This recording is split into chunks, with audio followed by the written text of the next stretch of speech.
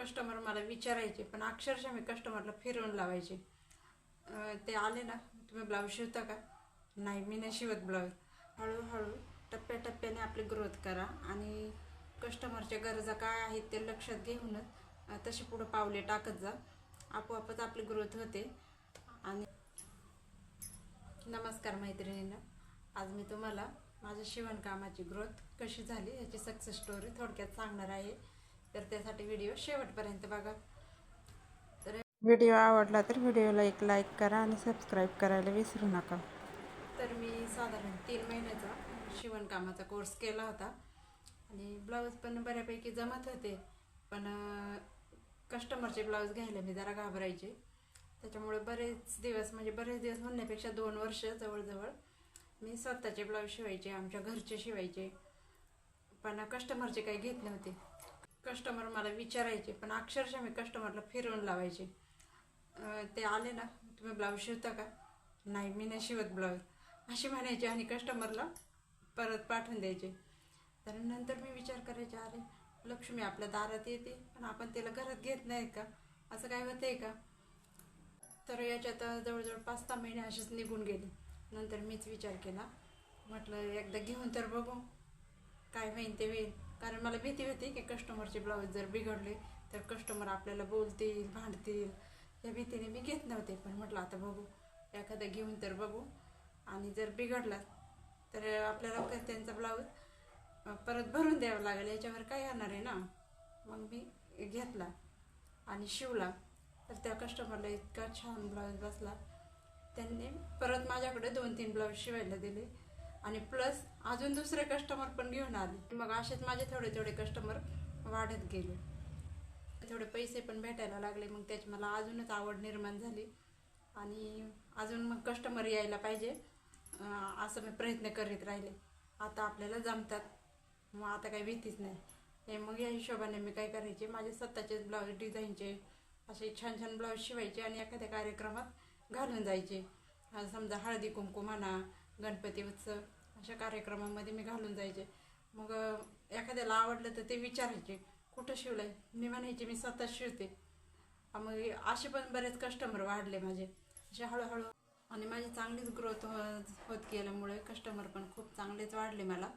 आणि मला इकडे आवड होती की आपण शिवलेले ब्लाऊज आहेत ना असे भिंतीला लावून ठेवायचे, ती एकले आवड होती मला. आणि मी काय करायचे, भिंतीला खिळे ठोकायचे आणि ते खिळे ठोकल्याच्या नंतर असे प्लास्टिकचे हँगर विकत घेतले आणि त्या हँगरला अडकवायचे.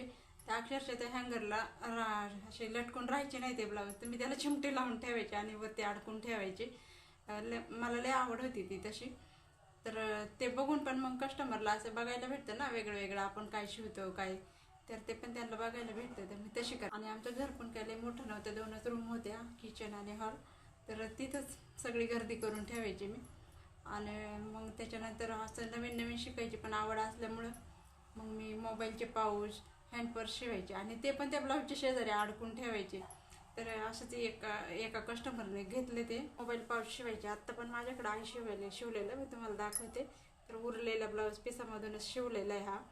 तर त्याला असे 2 चेन लावलेले आहेत आणि इथे ती कडी कमरेला, म्हणजे शेतात काम करताना आपला मोबाईल पण सेफ राहील आणि आपल्याकडे थोडेफार आपण पैसे सोबत ठेवतो ते पण ह्याच्यात राहतील आणि आपल्या कमरेला राहून जातं ना. मग यासाठी शेतात काम करणाऱ्या बायकांना उपयोगी येईल या हिशोबाने शिवला होता. आणि एका बाईने नेला आणि तिथं शेतात आता काम करणाऱ्या बऱ्याच बायका असतात, तिथं काही एकच नसते, जवळजवळ 20-25 बायका असतात. तर त्याच्यात बऱ्याच जणींना तो आवडला. जवळजवळ मला तिचा तो मोबाईल पाऊच बघितल्याच्या नंतर त्याच बाईने मला लगेचच फोन करून सांगितला का जवळ 10 ते 12 मला मोबाईल पाऊच शिवायला सांगितले आहे. मला तर खूप छान वाटलं बाबा, अरे वा एवढी मोठी ऑर्डर आली. अशाच मला मग मोबाईल पाऊचचे पण ऑर्डर यायला लागले आणि हँडपर्सच्या पण यायला लागले. जास्त नाही पण थोडं ते चालूच होतं. मग मी काय केलं, एक वेळ ठरवून दिली.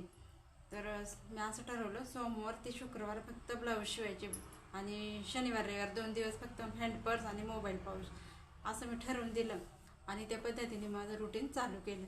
तर तसं शिवायचे. पण जेवढे मी शनिवार रविवार शिवेन ना, आठवड्याभरात सगळेच्या सगळे संपायचे. असं 1-1, 2-2 असे संपायचे, एकदम नाही पण 1-1, 2-2 असे संपायचे. मला पण छान वाटायला लागले आपलं. मोबाईल पाऊच मी 50 रुपयाला द्यायचे आणि हँड पर्स मी 70 रुपयाला द्यायचे. छोटे छोटे शिवत होते ना, लय मोठे नव्हते हँड पर्स.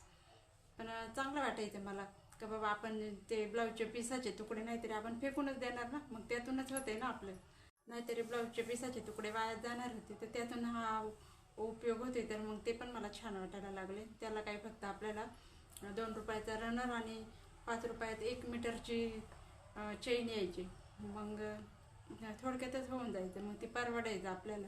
मग आणि मोबाईल पाऊच आणि हँड पर्स घ्यायला येणाऱ्या बायकांना ते आपण ब्लाऊज पण द्यायला लागले माझ्याकडे शिवायला. मग आणि मग त्याच बायका मला माझ्याकडं ब्लाऊज पण द्यायला लागल्या. मग असेच माझे कस्टमर वाढत वाढत गेले. आणि मग त्याच्यानंतर मी नऊवारी साड्या पण शिवायला शिकले. तर ते पण मोबाईलवरून थोडं शिकले आणि नंतर एका ठिकाणी मी क्लास लावला, तर तिथून पण शिकले. तर नऊवारी साड्या पण मला चांगल्या जमायला लागल्या. मग नऊवारी साड्यांना पण कस्टमर यायला लागले.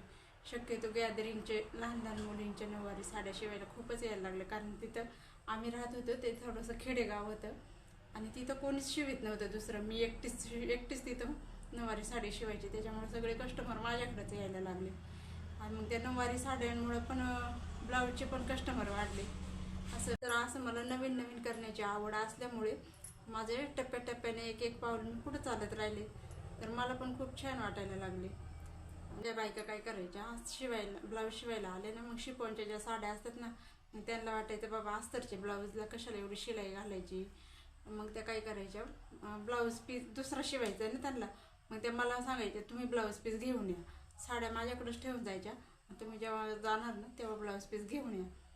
तर मग ती एक त्यांची गरज मी लक्षात घेतली आणि मग मी काय केलं, मी स्वतःच ब्लाऊज पीस विकायला ठेवायला लागली.